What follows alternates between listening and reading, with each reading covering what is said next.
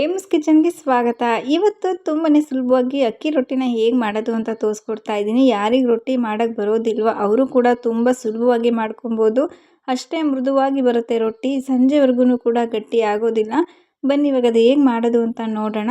ನಾನಿಲ್ಲಿ ಬಿಸಿನೀರನ್ನು ಫಸ್ಟೇ ಬಿಸಿ ಮಾಡೋದಕ್ಕೆ ಇಟ್ಕೊಂಡಿದ್ದೀನಿ. ಅದು ಬಿಸಿ ಆಗ್ತಾ ಇಲ್ಲಿ. ಇದಾದ ನಂತರ ನಾನಿಲ್ಲಿ ಒಂದು ಬಟ್ಲು ತೊಗೊಂಡಿದ್ದೀನಿ. ಅದಕ್ಕೆ ನಾನು ಅಕ್ಕಿ ಹಿಟ್ಟನ್ನು ಸೇರಿಸ್ಕೊತಾ ಇದ್ದೀನಿ.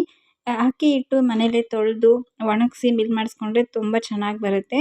ಇಲ್ಲಿ 1.5 ಕಪ್ಪಿನಷ್ಟು ನಾನು ಅಕ್ಕಿ ಹಿಟ್ಟನ್ನು ತಗೊಂಡಿದ್ದೀನಿ.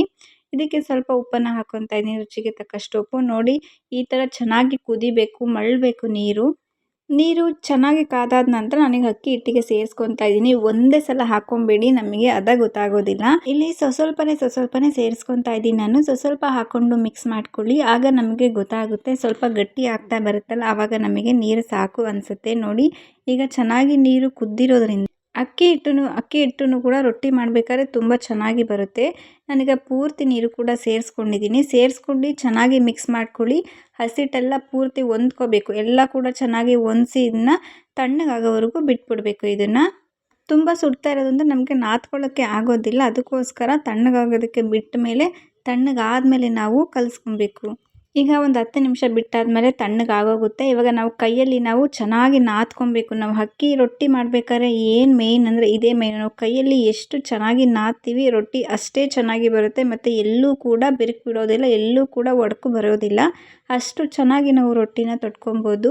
ಇನ್ನೂ 3 ಥರದಲ್ಲಿ ರೊಟ್ಟಿ ಮಾಡಿ ವಿಡಿಯೋ ಮಾಡಿ ಹಾಕಿದ್ದೀನಿ. ವಿಡಿಯೋ ಡಿಸ್ಕ್ರಿಪ್ಷನ್ ಬಾಕ್ಸಲ್ಲಿ ಲಿಂಕ್ ಹಾಕಿರ್ತೀನಿ, ದಯವಿಟ್ಟು ಹೋಗಿ ಚೆಕ್ ಮಾಡಿ ನೋಡಿ. ಈಗ ರೊಟ್ಟಿನ ತುಂಬ ಚೆನ್ನಾಗಿ ನಾದ್ಕೊಬೇಕು. ನೋಡಿ ಈಗ ನಾದಿ ನಾನು ಈ ಸ್ಟೇಜಿಗೆ ತಂದಿದ್ದೀನಿ.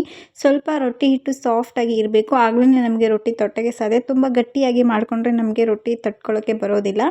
ಈಗ ರೆಡಿಯಾಗಿದೆ. ಇವಾಗ ನಾನು ಇದನ್ನು ಸ್ವಲ್ಪ ಒಂದು ಉಂಡೆಯನ್ನಾಗಿ ತಗೊಂಡು ಕೈಯಲ್ಲೇ ಮತ್ತೆ ಒಂದು 5 ನಿಮಿಷ ನಾದು ಅದನ್ನು ರೌಂಡ್ ಶೇಪಾಗಿ ತರ್ತಾ ಇದ್ದೀನಿ. ರೌಂಡ್ ಶೇಪಾಗಿ ತಗೊಂಡಷ್ಟು ನಮಗೆ ರೊಟ್ಟಿ ರೌಂಡಾಗಿ ಬರುತ್ತೆ. ನೋಡಿ ಇವಾಗ ನನಗೆ ಅಭ್ಯಾಸ ಇರೋದ್ರಿಂದ ನಾನು ಸ್ವಲ್ಪ ಹಸಿಟ್ಟು ಹಾಕ್ಕೊಂಡು ಕೈಯಲ್ಲೇ ತಟ್ತಾ ಇದ್ದೀನಿ.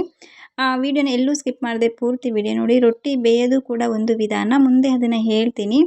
ನಿಮಗೆ ಕೈಯಲ್ಲಿ ತೊಟ್ಟಕ್ಕೆ ನಿಮಗೆ ಬರೋದಿಲ್ಲ ಅಂತ ಅಂದರೆ ನೀವು ಚಪಾತಿ ಒತ್ತಿತೀವಲ್ಲ ಲಟ್ಟಣಿಗೆ, ಅದರಲ್ಲೂ ಕೂಡ ಮಾಡ್ಕೊಬೋದು. ಮುಂದೆ ಅದನ್ನು ಕೂಡ ಮಾಡಿ ತೋರಿಸಿದ್ದೀನಿ. ಇವಾಗ ಪೂರ್ತಿ ನಾವು ರೊಟ್ಟಿನ ತಟ್ಕೊಂಡಾಗಿದೆ. ಕೈಯಲ್ಲಿ ತೊಟ್ಟಿದ್ರೇ ರುಚಿ ಚೆನ್ನಾಗಿ ಬರೋದು. ಈಗ ನಾನು ತವೆ ಕೂಡ ಕಾದಿದೆ. ತವೆ ಕಾದಾದ ನಂತರ ನೋಡಿ ಕೈಯಲ್ಲಿ ಎತ್ತಿ ಸುಲಭವಾಗಿ ಹಾಕ್ಕೊಬೋದು. ಎಲ್ಲೂ ಅಂಟುತ್ತೆ ಕಿತ್ತೋಗುತ್ತೆ ಅನ್ನೋದು ಇಲ್ಲವೇ ಇಲ್ಲ. ಇವಾಗ ಗ್ಯಾಸ್ನ ಮೀಡಿಯಮ್ ಫ್ಲೇಮಲ್ಲಿ ಕೊಟ್ಟು ನಾನು ಬೇಯಿಸ್ಕೊತಾ ಇದ್ದೀನಿ. ಮೇಲಿನ ಭಾಗನ ನಾನು ಒಂದು ಕಾಟನ್ ಬಟ್ಟೆ ತಗೊಂಡು ನೀರಲ್ಲಿ ಒರೆಸ್ಕೊತಾ ಇದ್ದೀನಿ, ಯಾಕಂದರೆ ಹಸಿಟ್ಟೆಲ್ಲ ಇರುತ್ತಲ್ಲ ಅದಕ್ಕೋಸ್ಕರ. ಬೆಂದಾದ ನಂತರ ನಾನು ಉಲ್ಟಾ ಮಾಡಿ ಹಾಕ್ಕೊತಾ ಇದ್ದೀನಿ. ರೊಟ್ಟಿನ ಚೆನ್ನಾಗಿ ಬೇಯಿಸ್ಕೊಂಡು ತಿಂದ್ರೇ ತುಂಬ ಟೇಸ್ಟಿ ಚೆನ್ನಾಗಿರೋದು. ನಾನು ಇದೆಲ್ಲನೂ ಪೂರ್ತಿ ಮೀಡಿಯಮ್ ಫ್ಲೇಮಲ್ಲೇ ಇಟ್ಕೊಂಡು ಮಾಡಿದ್ದೀನಿ. ನೋಡಿ ತುಂಬ ಚೆನ್ನಾಗಿ ಬರುತ್ತೆ ರೊಟ್ಟಿ. ನಮ್ಮ ಕಡೆ ಹಾಸನ ಕಡೆ ಜಾಸ್ತಿ ರೊಟ್ಟಿಯನ್ನು ಮಾಡ್ತೀವಿ ನಾವು, ಅಷ್ಟೇ ಚೆನ್ನಾಗಿರುತ್ತೆ. ನೀವು ಕೂಡ ಖಂಡಿತ ಈ ವಿಧಾನದಲ್ಲಿ ಒಮ್ಮೆ ಟ್ರೈ ಮಾಡಿ ನೋಡಿ ರೊಟ್ಟಿನ. ಇದಾದ ನಂತರ ನಾನು ಇವಾಗ ಚಪಾತಿ ಲಟ್ಟಣಿಗೆಯಲ್ಲಿ ನಾನು ಅದನ್ನು ಒತ್ತಿ ಮಾಡಿ ತೋರಿಸ್ತಾ ಇದ್ದೀನಿ.